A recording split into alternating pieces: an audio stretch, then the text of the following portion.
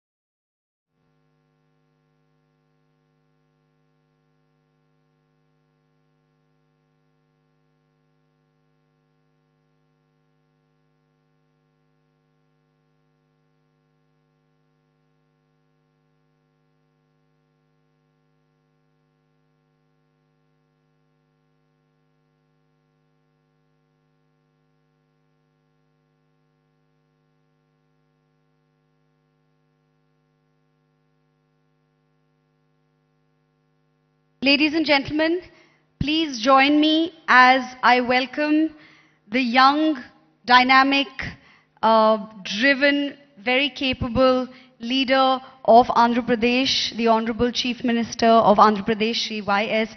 Jagan Reddy Garu, who works tirelessly for his people, not resting a moment to celebrate what has been achieved and moving on effortlessly to the next endeavor for the betterment of the state of Andhra Pradesh and thereby the well-being of the people of Andhra Pradesh. I think he understands well that the development of the state goes hand in hand with the development of the people of the state, and to that end he's here today to engage with all of you industrialists of the state and beyond. The Honorable Chief Minister is accompanied by some ministers, MLAs, MLCs and MPs. Some of the ministers are Srimati Vidala Rajani Garu, Honorable Minister for Health and Family Welfare District in charge, Sri Adimulapu Suresh Garu, Honorable MAUD Minister, Sri YV Subbareddy Garu, Honorable ex-MP and TTD Chairman, Sri Karnam Dharmasri Garu, Honorable Whip, Sri Botsa Satyanarayana Garu, Honorable Education Minister, Srimati Golagani Harivenkata Kumari Garu, Honorable Mayor of Visakha. These are the ministers accompanying the Chief Minister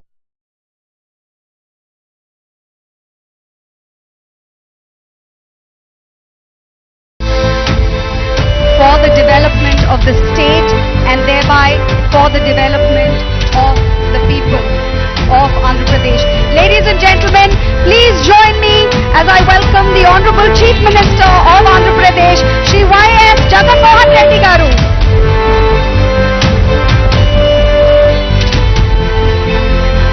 Thank you very much, sir, for joining us.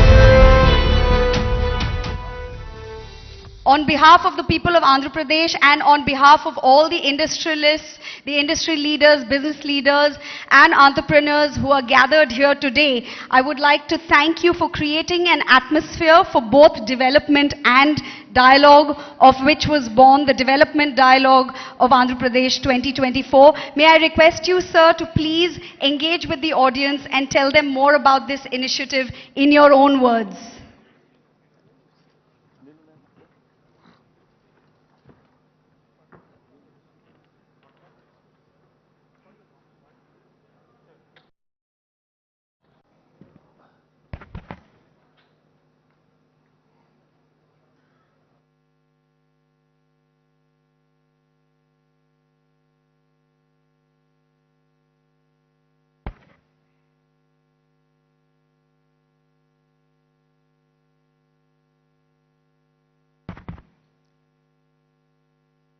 Distinguished industry leaders, colleagues in the state cabinet and esteemed guests. I think koncham Telugu, koncham English, I think I'll go together. Target audience is just not some of the people present here. But I'd like to take this message all across the state of Andhra Pradesh. So a little bit of a mix and balance between English and Telugu would be the pitch that I would be taking. I'm happy to welcome you all to the Vision Visakha program. In fact, today all of us are gathered here to discuss about what Visakhapatnam means to all. Why does the state need Visakhapatnam? It's indeed a fact. Post bifurcation, the successor state, that is the current state of Andhra Pradesh, has rendered a more an agrarian one. In fact, if one were to compare the figures of what the average contribution of primary sector into GSDP were to be at the national level when compared to the agriculture sector, we would come across a figure of 17 to 18% at the national level. Whereas when it comes to our state, we're talking about a figure of 35%. On one side, it is a projection that we are an agrarian state. But on the other side, it poses a challenge that no state can survive with these numbers until and unless the secondary and the tertiary sectors grow. And the contribution of the primary sector, that the agriculture sector, comes down. That means the growth should take place in such a way that the secondary sector and the tertiary sector continues to grow in a much faster pace than the agriculture sector. Only then we would be in a position to address the challenges that are posed. Only then you would see better growth rates. Only then you would see a situation where you can talk about economic boost. In fact, so much so is the challenge posed by the bifurcation that in fact we have lost out on Hyderabad. Now why is it that Hyderabad is so very important to us? And why is it that we losing Hyderabad has an impact on the state? Every state, for it to progress, you need to have an economic engine. And that economic engine, for decades, to our erstwhile state, was Hyderabad. In fact, to give a perspective, the central government those days used the public sector as the main vehicle to stimulate economic growth.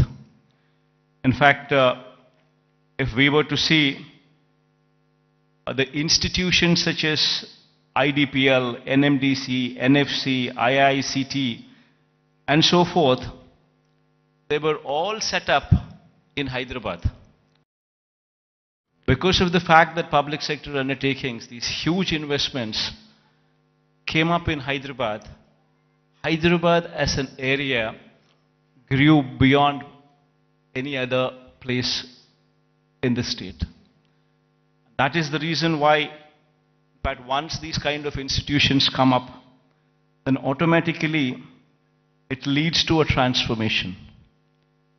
It leads to better salaried employees coming out of that location, coming out of that place, which in turn leads to a cyclic effect where better institutions would come up, overall economic growth takes place, and then the city starts moving and growing. Unfortunately for us, it so happened that 90% of the entire PSUs, which to the erstwhile state of Andhra Pradesh, have all come up only in Hyderabad. And because of that, Hyderabad grew at a much faster pace than any other place in the state. In fact, so much so that the services sector in Telangana, for instance, is now currently positioned at a 62.87%, the tertiary sector, whereas the national average is 55%. And in the tertiary state of Andhra Pradesh, we stand at mere 40%. So the agriculture sector, what should be at 17% as a national average, we are at 35%. the services sector, which is the tertiary sector, which should have actually been at 55%, which is the national average, we are at 40%, whereas Telangana is at 62.87% of the state's GSDP comes from just the services sector, that is the tertiary sector, and predominantly from Hyderabad. So until and unless you have a similar kind of situation, the Andhra Pradesh's economy, we will never see the services, the rise of the services sector. It's only the manufacturing sector that is, we are on par with the national average, which is 25%, which is the secondary sector. But there is a huge thrust that should be put in the tertiary sector, which should grow leaps and bounds, which is the services sector. And our dependence on agriculture gradually should come down, per se not meaning to say that the growth should come down. The growth in agriculture sector is per se not much. You do not see the kind of numbers what you see in the services sector. So it's very important for any particular state to grow. It's very important that the secondary sector, that is the services sector, that is the tertiary sector, should grow leaps and bounds. In fact, owing to this reason, the per capita income of Andhra Pradesh, if one were to compare with Telangana, is only 2,19,518. When compared to the figures of those in Telangana, you would see 3,12,398 for the year 2022. This is the per capita income. Predominantly it is coming from Hyderabad. The reason why I'm saying this is we would have to have a balanced growth. We would have to harness the strengths that we have. We have a huge coastline of our second largest coastline, in fact, in the country. 974 kilometers of coastline. Now, this is one potential that we need to harness to ensure that we have an economy which is port-led economy, which would support the manufacturing side. While we support the manufacturing side through port-led development, developing our 974-kilometer coastline with various nodes, industrial nodes coming up closer to the ports. While we do so, we also need to strengthen our services sector, developing Visakhapatnam, developing Vizag. It's got to be a mix of both. Only then we would see this kind of growth rate. In fact, to do so, we have, in fact, the state of Andhra Pradesh, before 2019, that is before our regime had come in, the state of Andhra Pradesh exports in 4 locations. Now in this 5 years of regime, we're actually in a very advanced stage of constructing 4 more ports. In fact, at a rapid pace, the construction of the ports is going on. In fact, 16,000 and odd crores of investment is going in. We've already incurred more than close to 4,000 crores of this investment. And Ramayapatnam is one particular port where, in fact, my people are saying that going forward next month, you would actually see a ship coming into the port. So much so, in progress, one can also see if one were to visit these ports, be it Ramayapatnam port, which is going at a massive pace, be it the Machilipatnam port, which is also progressing at a very, very brisk pace. So is the progress in Kakinada also. It's a private port though, Kakinada being. And then the Mulapeta port coming up in Srikakulam. is also moving at a very, very brisk pace. So 3 of them are coming up in government sector, 1 of them is coming up in the private sector. All 4 are moving in a very, very brisk pace. So what we're currently doing is developing what we had 6 ports earlier in 4 locations. We're developing, and then we're building 10 fishing harbors to support blue economy. We now currently have every 50 kilometers one travels through the coast. Every 50 kilometers you would either see a fishing harbor which is being constructed, or a port which is in existence, or one being constructed. So every 50 kilometers per se, you actually have a booster for the economy currently in the state available. We're also building 6 fish landing centers as well. And then there is a lot of focus on greenfield electronics manufacturing cluster, development of nodes which is taking place. This greenfield electronics manufacturing cluster is coming up at Koparthi and YSR district, and industrial parks in Achutapuram, Orvakallu and Krishnapatnam. These are all several steps to ensure the development is more balanced across the state. In fact, as I've said, as I've been speaking, such is the proactive nature of the government, and such is the conducive business-friendly environment prevalent in the state, that consistently for the past 3 years, in the category of ease of doing business, the state is rated number 1. This is one major achievement that the state can boast about,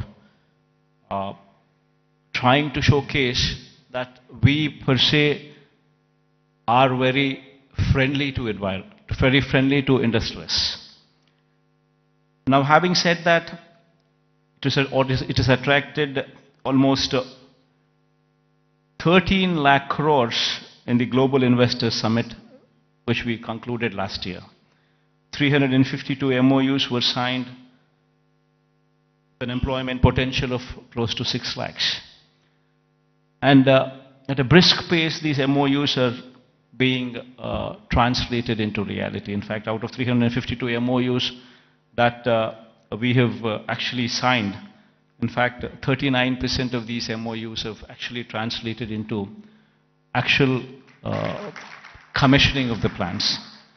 So at a brisk pace, these things are happening, and we have also been, the economy per se, if one were to look at it, just doesn't come with only the elite or the aloof or the big manufacturing sector alone coming up. It's got to be a mix of everything. In fact, so much so that I would say that the state government has implemented in these 5 years several welfare programs, orienting them towards sustainable self-employment. In fact, every scheme of the state government, if one were to notice the schemes, especially the welfare schemes, one would be surprised to see what kind of a transformational bearing these schemes have. To begin with, everything is DBT, direct benefit transfer, where there's no middleman in between, where everything is transparent and there's no corruption there. Now, having said that, every scheme is hand-holding women. So much so that every scheme is translating. Say, for instance, I speak about Cheyuta as one particular scheme. The scheme actually narrates hand-holding women, the same particular woman, consistently for 4 years, every year giving 18,750 rupees for the same woman. So in 4 years' time, you actually handhold the same woman, giving every year 18,750 to the same women. While we are doing that, we ensured that there is a bank tie-up also coming into picture. We've also ensured that big companies, starting from Amul to ITC, to Reliance, to Procter & Gamble, to such kind of big companies also partnering with these women in sharing opportunities, in showing them livelihood opportunities. So it's a mix of the same women so that these women stand on their feet.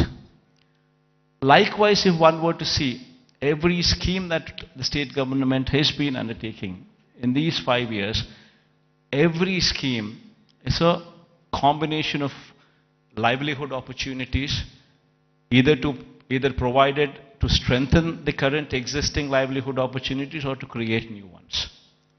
In fact, if one were to actually look at how the employment cycle goes, most of the employment cycle doesn't come from government employment.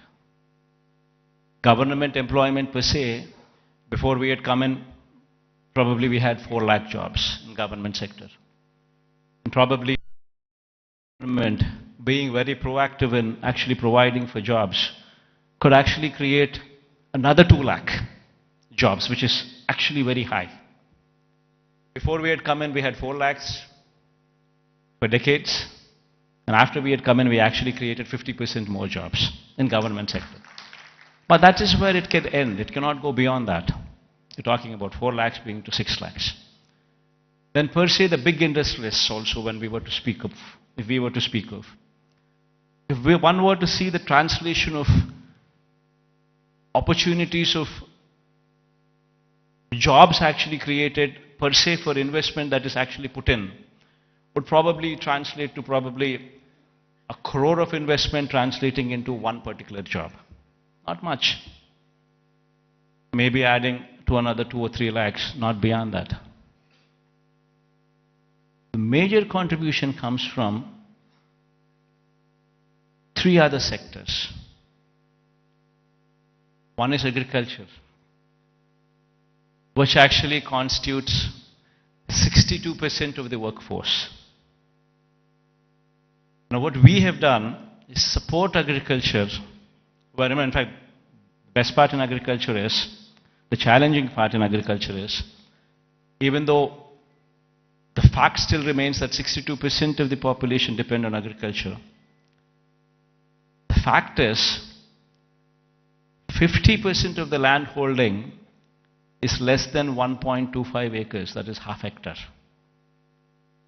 If one were to translate this land holding into, for calculation's sake, as to up to 1 hectare, if one were to take into consideration, then you're talking about 70% of the land holding is within 1 hectare. We have very small and marginal farmers, and if these small and marginal farmers do not make money, the economy is shattered.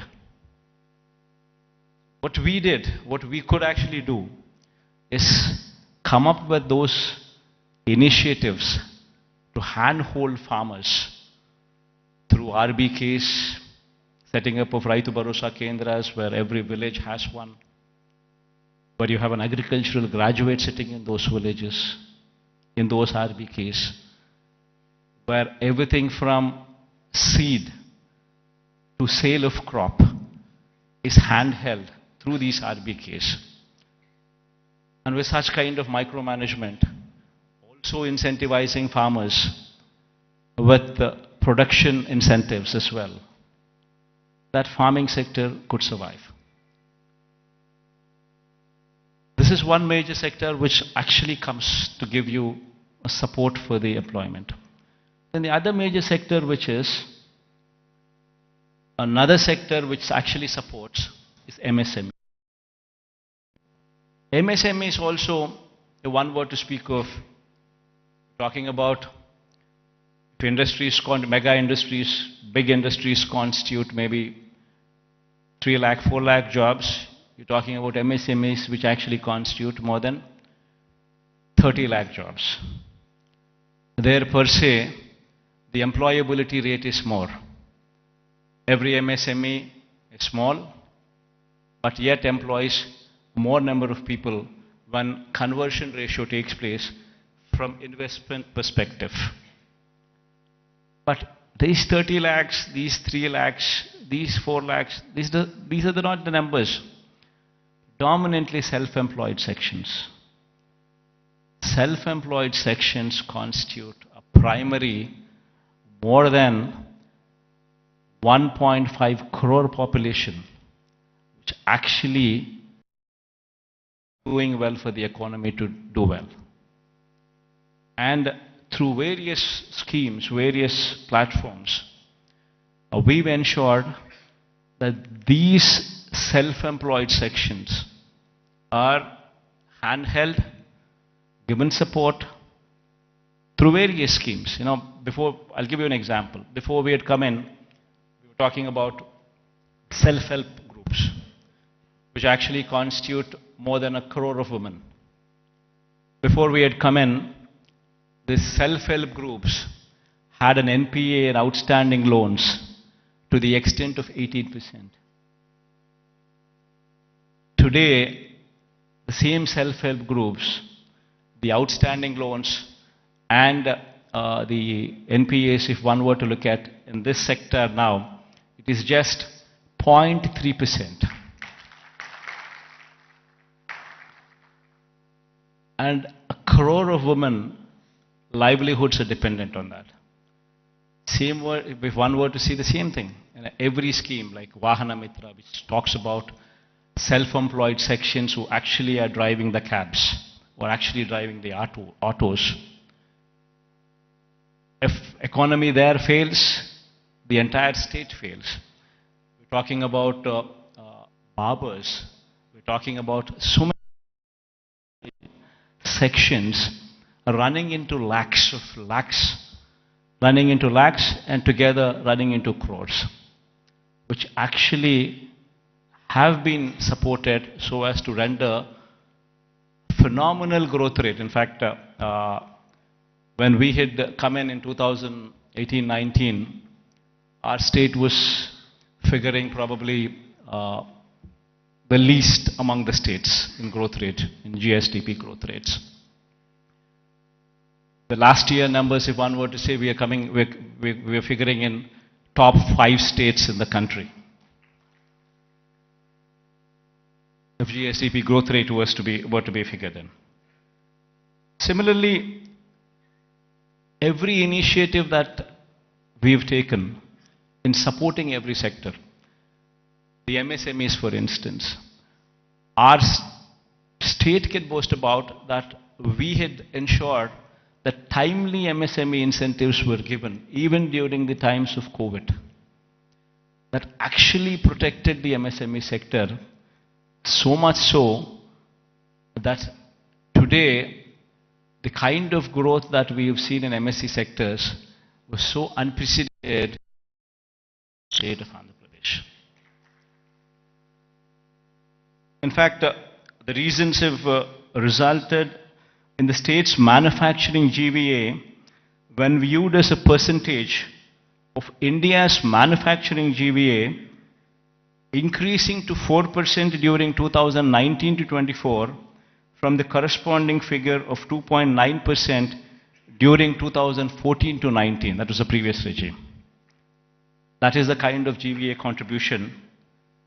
State's manufacturing GVA to a percentage of India's manufacturing GVA, if one were to compare. We're actually contributing 4% now versus in the previous regime, contributing to only 2.9% in those days. As I've said, the state's services sector contributes to only 40% of the state's GVA when compared to the national average of 55% and when compared to Telangana's state's average of 63%. Now, this is a position that was occasioned by the state's bifurcation that has deprived Andhra Pradesh of Hyderabad city and the economic benefits associated with it. Now, how do we bring about a change that would actually help boost the state's economy? Now, what do we do about Vizag? Now, how do we boost Vizag's growth story so that ultimately we come across a situation where at least 10 years down the line, starting today, at least we compete with Hyderabad or we compete with Bangalore or we compete with Chennai. So what exactly does Vision Vizag, Vision Visakha mean? Until and unless we think in those terms, until and unless we have passion for this particular place, for this particular city, this vision can never be visualized, can never be obtained, can never be realized. A lot of people, in fact, when I speak of these words, when I say the first thing what anybody should be doing is to come and stay here as a chief minister. If I were to say this, unfortunately we have an opposition in the state. We all and also a negative media with vested interests who support the opposition. I think many of you also are aware of it, that they make such a hue and cry that, in fact, that we shifting over to Vizag, they try to make an issue out of it, saying that somebody is coming to Vizag because they want to grab the lands here, they want to do that, they want to do that, and these kind of stories shamelessly are written, shamelessly are projected. And all for what? So they don't want the chief minister to come here. They go to the court, court cases are filed. All for what? They don't want chief ministers to come here. Now why? Because if the chief minister comes here, will grow. Because there's ownership which is going to come for this area. There will be a christening of the city as executive capital.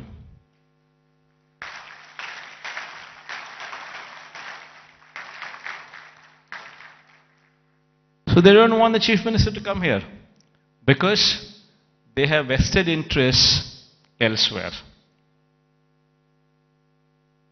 They bought land before the capital could be announced elsewhere. Thousands of acres in private hands, Benami lands. And they're all scared. The moment this becomes the executive capital, the land rates there would further plunge. And because of this vested interest, today, Vizag has taken the beating. So going forward, I'm here to assure everybody here that there would be changes, because this is inevitable. If one were to compete with Hyderabad, compete with Chennai, compete with Bangalore, it's very important that Vizag becomes the economic growth engine.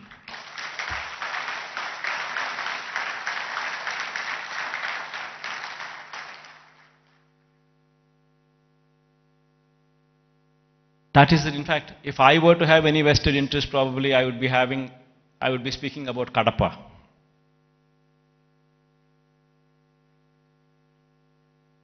See, for me, the state is ours, to everyone here. And one in my place should think in terms of what is good for the next generation. How would we want our children to be positioned? How are the state's revenues going to be?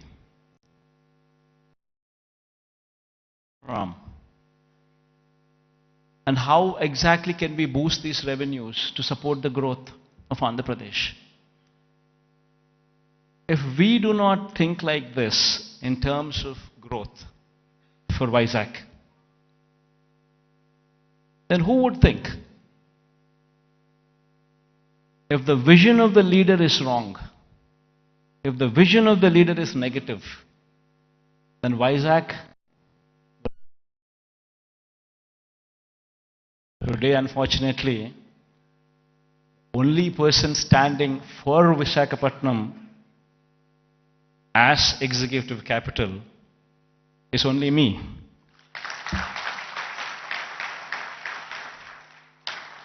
Unfortunately, this is the reality. Fighting against the entire opposition, fighting against vested interests of the media, everybody wanting that Visakhapatnam is not declared as executive capital. This is the reality. Everybody should keep this in mind, understand this reality. Now moving further,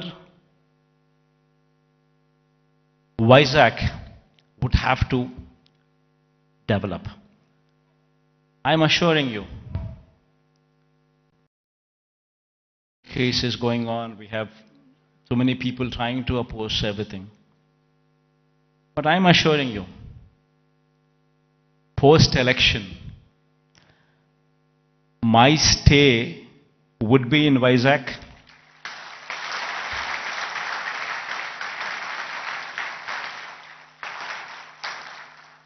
In fact, my swearing-in ceremony also would be in Vizag.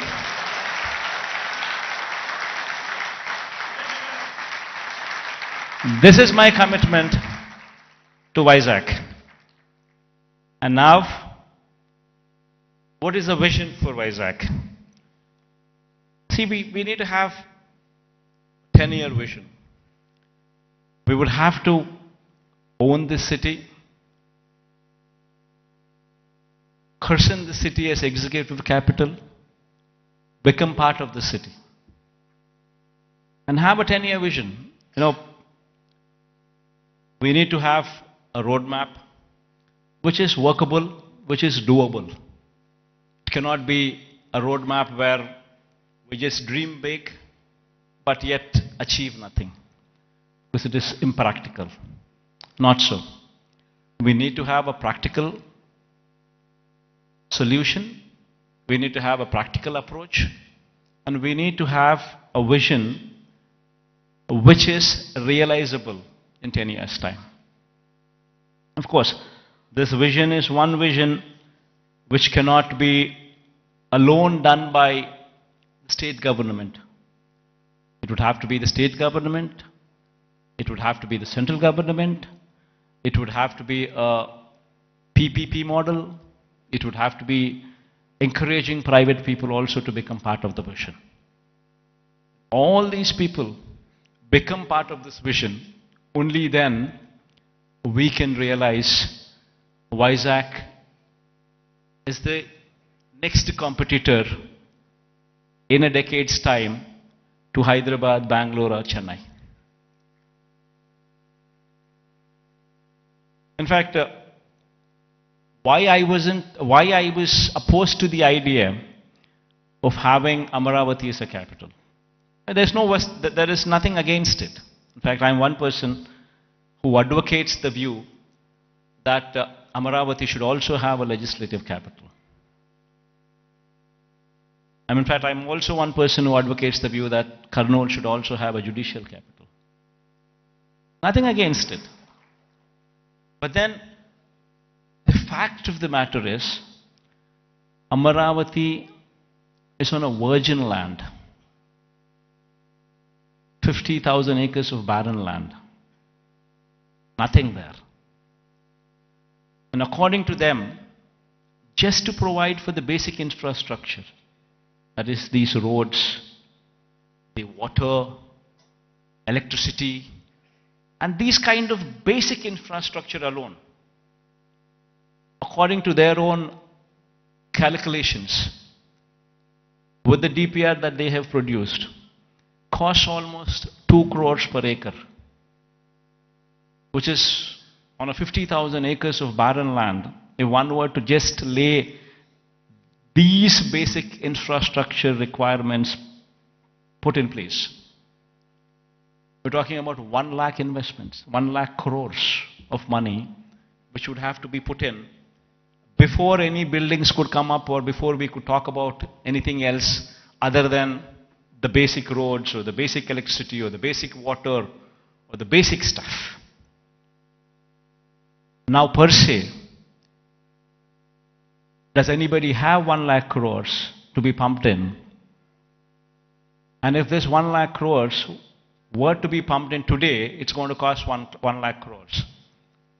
But if this 1 lakh crores would be pumped in maybe in 20 years' time, presuming 5,000 crores of outlay every year, approximately, what one could actually probably afford.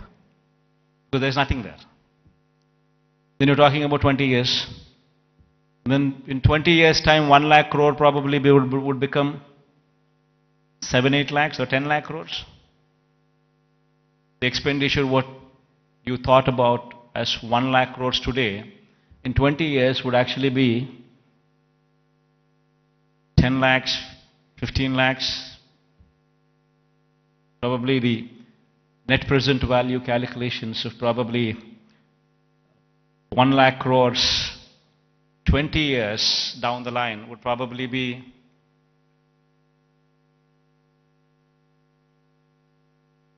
one were to calculate 1 lakh crores today, 20 years down, it would be 10 lakhs, 15 lakhs, 20 lakh crores. And which is going to be a dream chasing. You would never be anywhere. That is the reason why I say I'm nothing against it. It's only something that we can't do it. Whereas here in Vizag, we have a place which already has this basic infrastructure. We already have roads.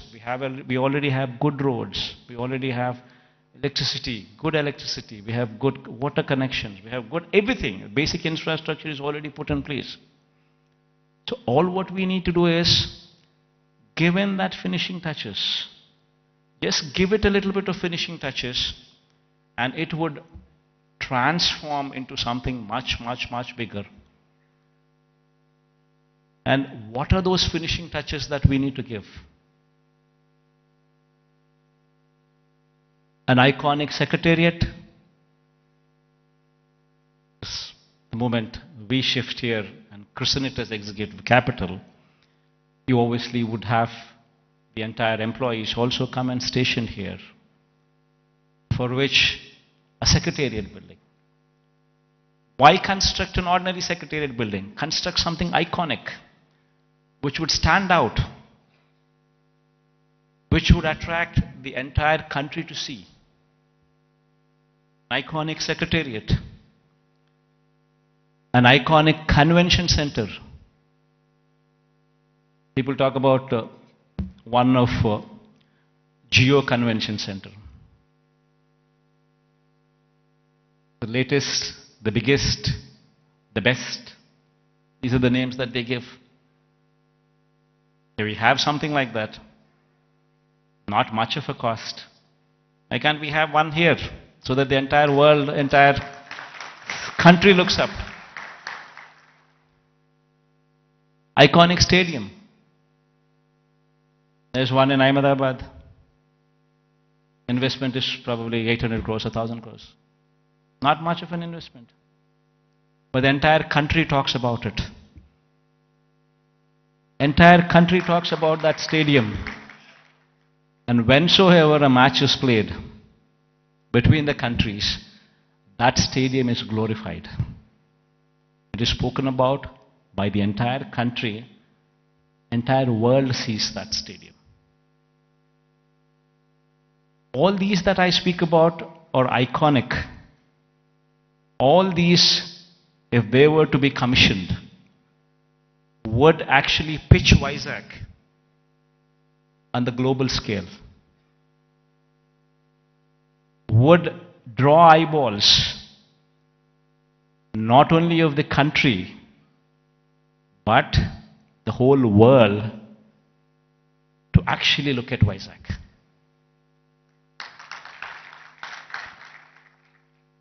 What we have envisioned for Vizag, iconic secretariat, iconic convention center, iconic stadium, Institute of Emerging Technologies. One beautiful institute wherein the talent for any emerging technologies is tutored here. If our students could be given that kind of skills, tutored here, this would be positioned as something else. We have the Bhogapuram International Airport coming up. At a very brisk pace, the work is happening. And within the next 15 months or 18 months, this project would actually see the light of the day. It's moving at a very brisk pace. Then connectivity to the Bhogapuram International Airport.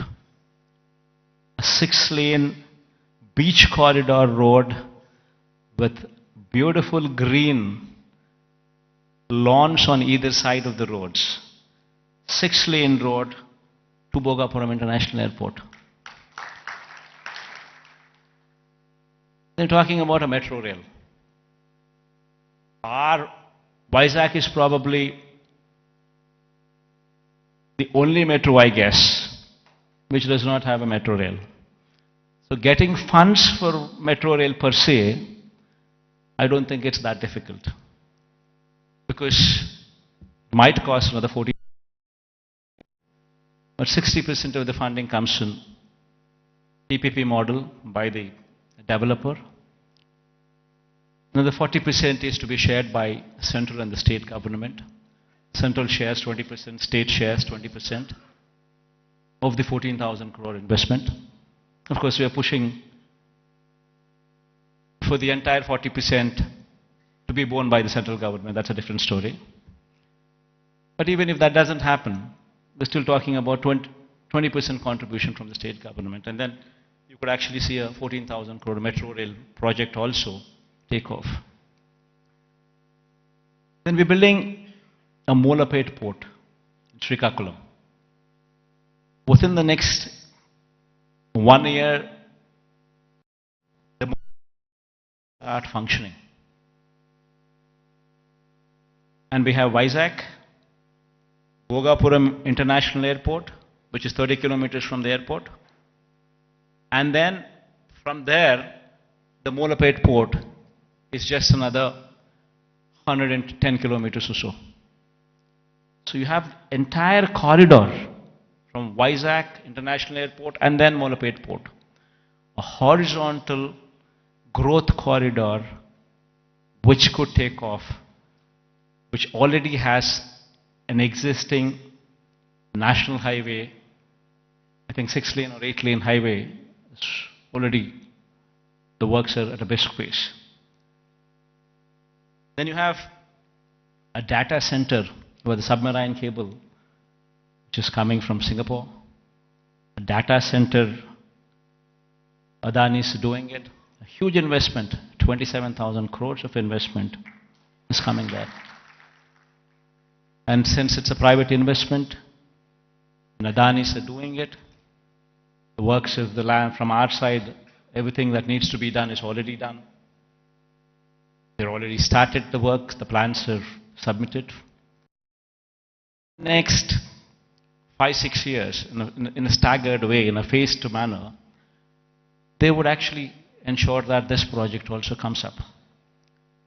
Then you have hospitality industry, which also needs to be looked into, which also needs to be given a little bit of boost, for which we have ensured that Oberoi and Mayfair groups have given certain bits of land for them to develop 5-star plus resorts here as well in Vizag, where Vizag is short and it doesn't have resorts. It has some good hotels, but it doesn't have resorts.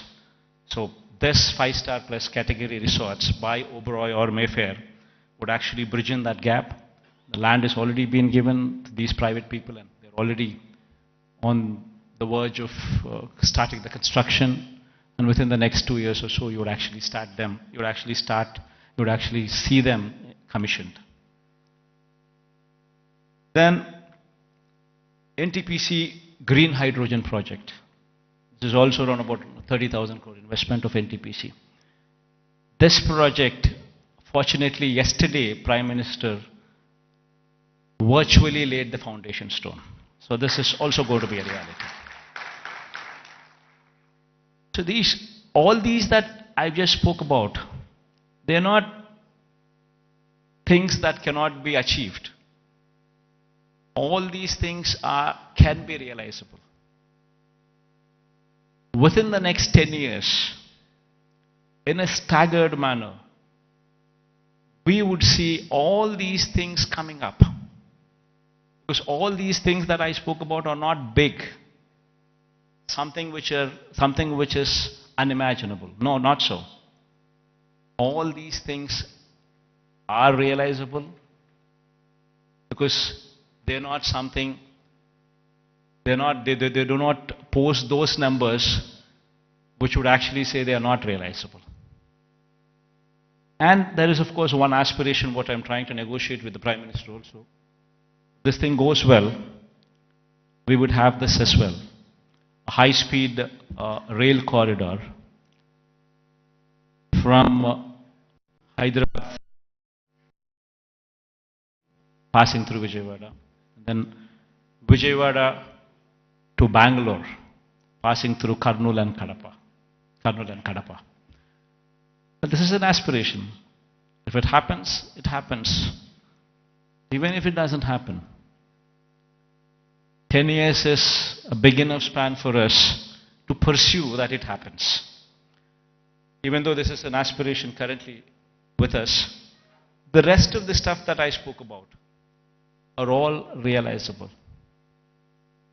So with all these things coming up in Vizag, and the Chief Minister coming and stationed in Vizag, it would attract a lot of people to come and settle down in Vizag as well. And Vizag in 10 years' time, with all these iconic buildings taking shape, would actually compete with the best in the world, with the best in India, definitely for sure.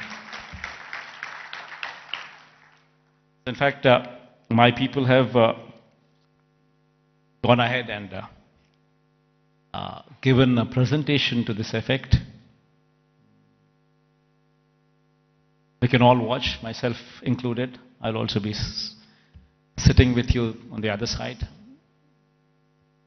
Let's share the officials also for actually putting in this kind of energy and effort, because it takes a lot of passion to actually be involved. What needs to be done for Vizag? How do we do it? And it takes a lot of passion. In fact, when I was asked to come here, I said, fine. Because looking at their passion, I wanted to encourage them as well.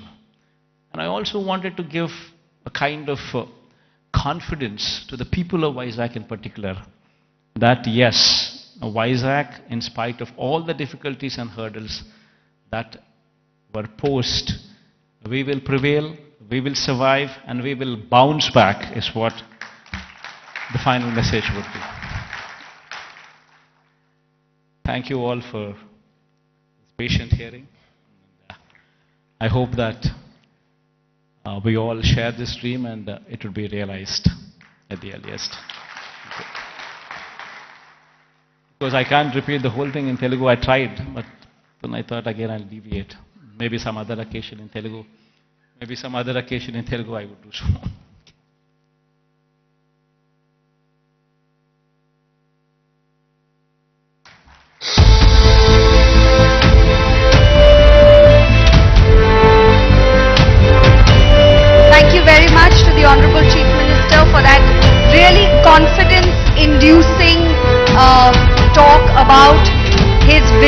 for Visakhapatnam and thereby the development of Andhra Pradesh.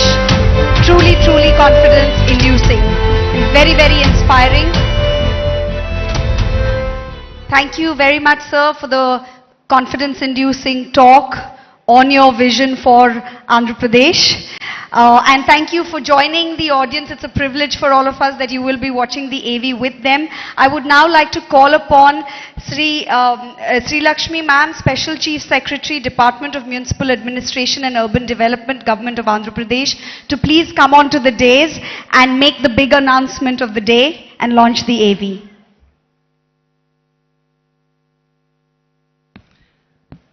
I thank the Honorable CM for his brilliant address on his vision for the development of Andhra Pradesh and Visakhapattnam.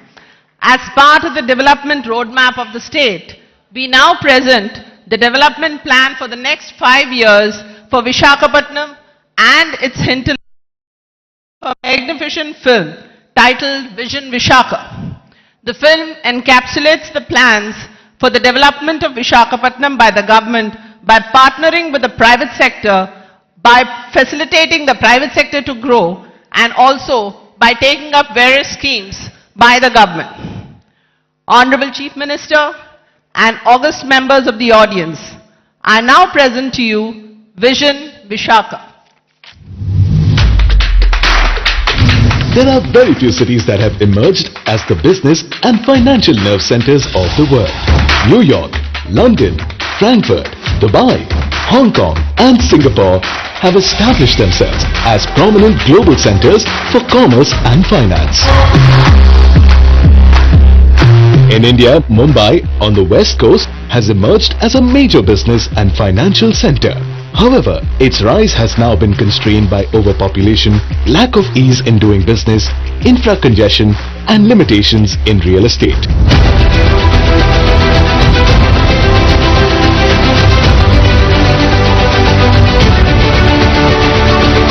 Located on the east coast of Andhra Pradesh, Visakhapattnam now holds the potential to compete with some of the best cities in the world in development, innovation and natural scenic wonders.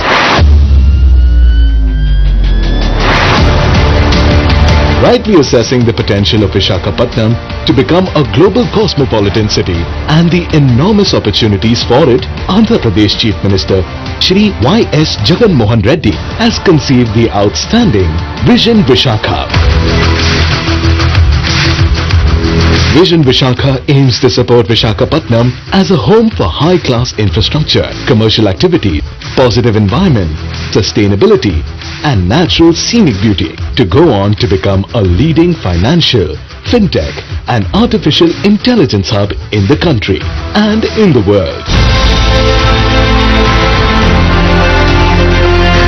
Spanning the next 5 years, this magnificent plan for Visakha has been chalked out with an approximate budget of 1,05,000 crores. The vision recognizes that the future of Visakhapattnam is predominantly linked to major sectors such as industry, port, trade, tourism, health, knowledge, circular and resilient economy and an aerotropolis. Infrastructure will be developed in 5 categories: connectivity, industrial landscape, urban planning and city infrastructure, livability and social infrastructure, sustainability and climate resilience. The allocated percentages for these have been clearly mentioned in the vision. These investments are estimated to create more than 10 lakh jobs and employment opportunities in Visakhapattnam during this period.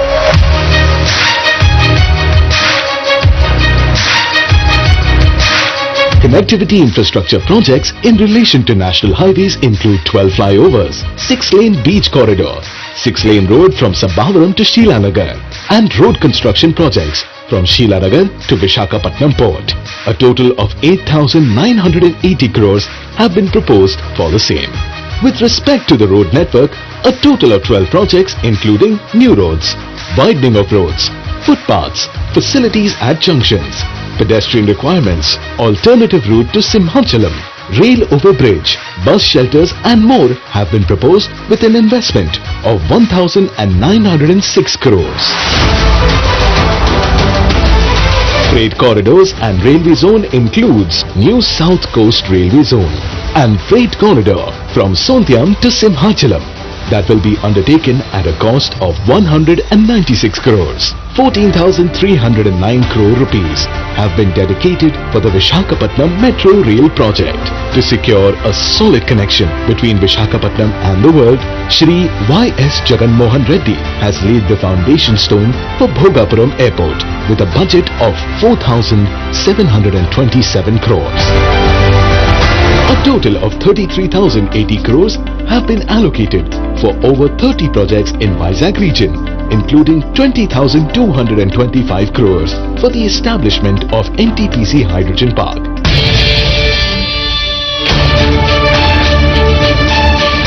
To develop Vishakhapatnam as an IT hub, an integrated data center park, IT, ITES and Infosys Development Center have been proposed at Vishakhapatnam Tech Park with a budget of 25,025 crores. Through these, the Honorable Chief Minister hopes to provide direct and indirect employment to around 5 lakh people. Foreseeing the need for uninterrupted power supply to attract investments, Shri Y.S. Jagan Reddy allocated 3,166 crores for various electricity projects in Visakha Vision. In relation to urban planning and infrastructure of the city, investments of 975 crores are dedicated for fresh water supply projects. 1,550 crores have been proposed for an underground drainage project and 153 crores are allocated for the development of stormwater drains in the city. As far as livability and social infrastructure is concerned, 100 parks will be taken up with 50 crores for the recreation and health of the citizens.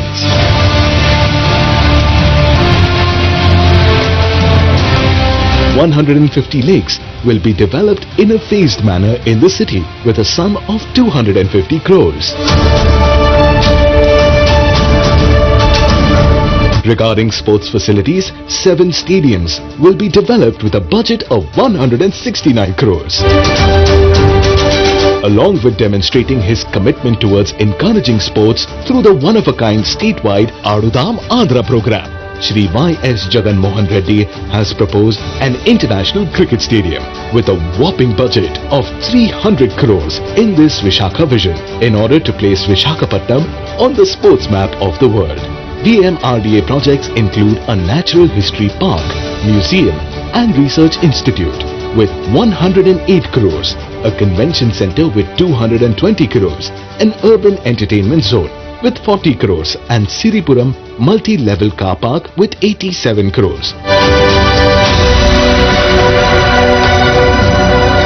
About 150,000 houses worth 4,039 crores are being constructed through Jagananna colonies and Tidco houses for the construction of affordable houses for the common citizens.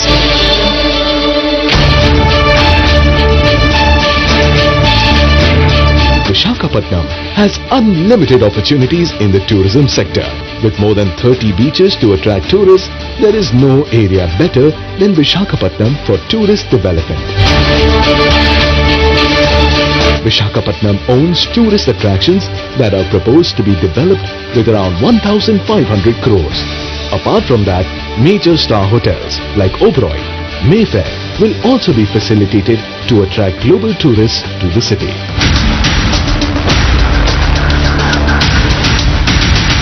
Shri Y.S. Jagan Reddy also proposed the establishment of a global convention center worth several malls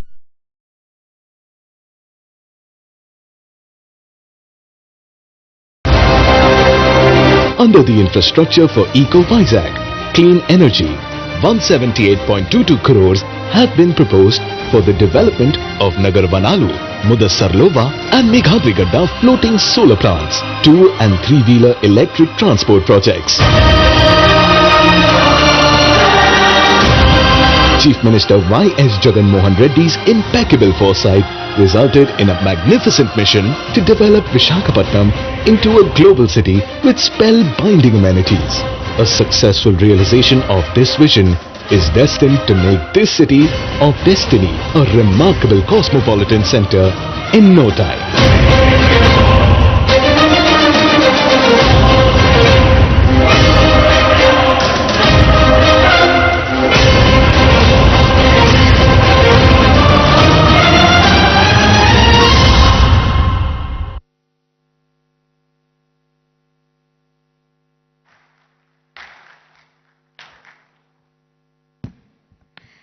That was a comprehensive roadmap presented to you, taking into consideration connectivity, livability, social infrastructure, urban planning, industrial growth, sustainability, and climate resilience.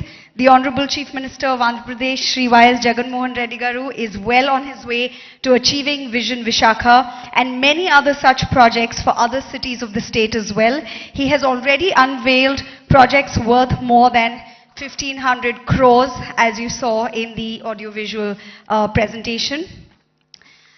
To serve as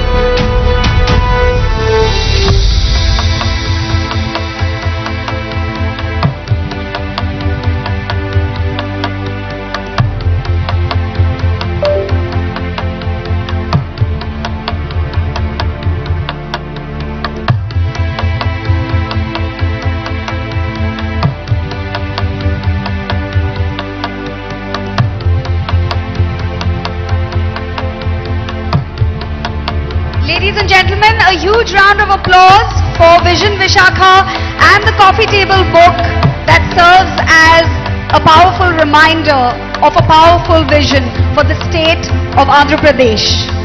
Under the able leadership of the Honorable Chief Minister, Shri Y.S. Jagan Reddy Garu.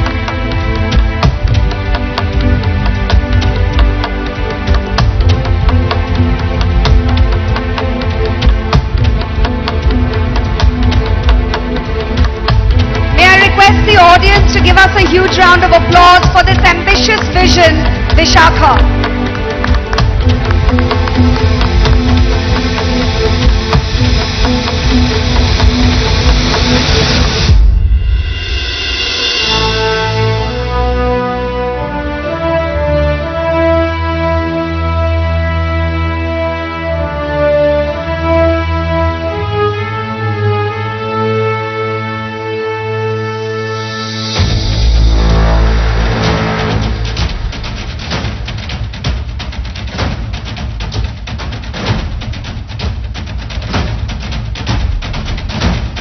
Thank you so much, sir, for inducing this audience with your confidence, your passion for your vision, Visakha.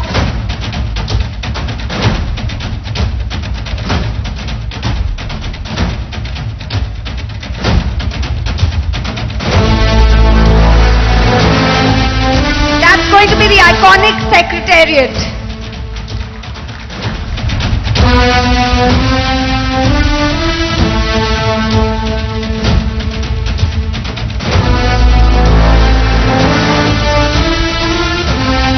The iconic secretariat that will lure the eyes not only of the entire country but also of the entire world, as shared in Vision Visakha by the very driven, young, dynamic leader of Andhra Pradesh, the Honorable Chief Minister Shri Y.S. Jagan Reddy Garu.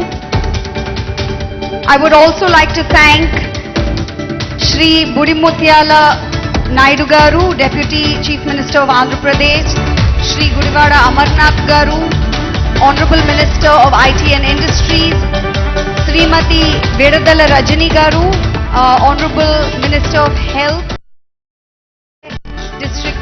Incharge, Shri Adimulapu Suresh Garu, Honorable MAUD Minister, Shri YV Subbareddy Garu, Honorable MP of Rajya Sabha, Shri